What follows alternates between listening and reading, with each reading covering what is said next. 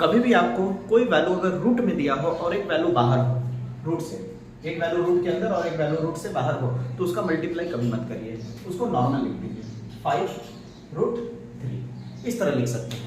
अगर आपके पास यहाँ पे दोनों वैल्यू रूट के अंदर हो तो उसे मल्टीप्लाई कर सकते हैं, दोनों वैल्यू अगर रूट के अंदर हो तो उसका मल्टीप्लाई हो सकता है, तब कितना हो जाएगा 15 हो जाएगा। ठीक है।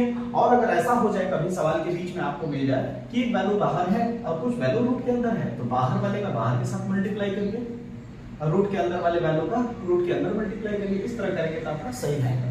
अगर मान लीजिए यहाँ पे एक वैल्यू रूट में है, ये भी वैल्यू रूट में है, लेकिन दोनों सेम है और मल्टीप्लाई का चिन्ह है, तो रूट का जब दो बार मल्टीप्लाई होता है सेम वैल्यू के साथ तो रूट हट जाता है, केवल नंबर बच जाता है। समझ आया?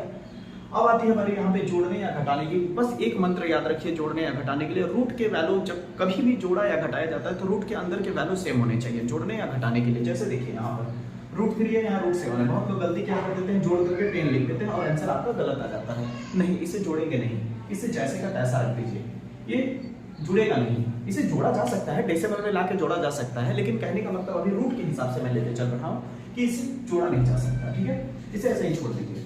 क्या इसे जोड़ा जा सकता है? तो आप कहेंगे हाँ सर, ये रूट के अंदर का और ये रूट के अंदर का वैल्यू सेम है, ये भी √2 है, ये भी √2 है, ये √2 3 बार है, ये √2 5 बार है, तो 3 बार और 5 बार मिलकर बना लेगा 8 बार √2।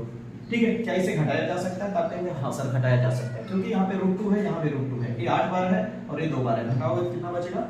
6 बार √2 बचेगा। समझ आया? अगर यहीं पे वैल्यू यही होता √8 √2 -3 √3, क्या इसे घटाया जा सकता है? तो आप कहेंगे नहीं सर घटाया नहीं जा सकता, क्योंकि ये रूट के अंदर 2 है और रूट के अंदर 3 है। जोड़ने या घटाने के लिए रूट के अंदर वाले वैल्यू सेम होने चाहिए, तभी जुड़ेगा या फिर घटेगा। उम्मीद करता हूँ इतनी बात आपको समझ में आ रही होगी।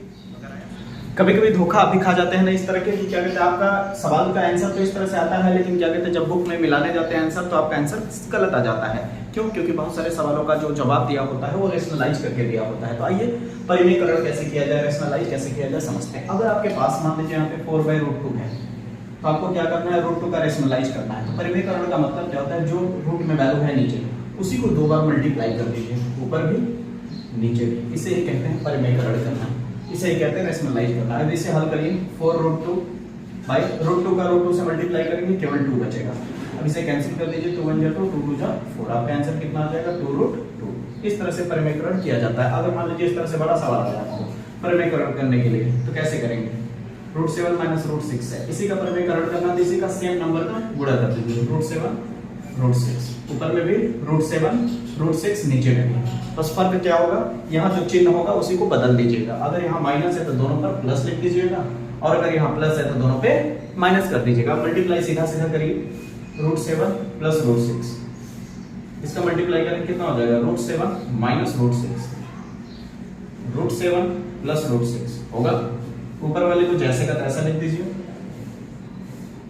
इसको देखिए अगर गौर से, एक ब्रैकेट में a - b, एक ब्रैकेट में a + b बन रहा है। किसका फार्मूला है? a² - b²। तो क्या हो जाएगा? √7 पे स्क्वायर माइनस √6 पे स्क्वायर। स्क्वायर की वजह से रूट हट जाएगा, तो बचा कितना? 7 - 6। घटाओगे कितना बचेगा? जगह ना हो तो यहाँ पे कर देता हूँ, √7 + √6 घटाओगे तो 1 बचेगा। अब बटे के नीचे 1 लिखने की जरूरत नहीं है, आंसर आपका कितना आ जाएगा। समझ आया? उम्मीद करता हूँ समझ आया होगा। धन्यवाद।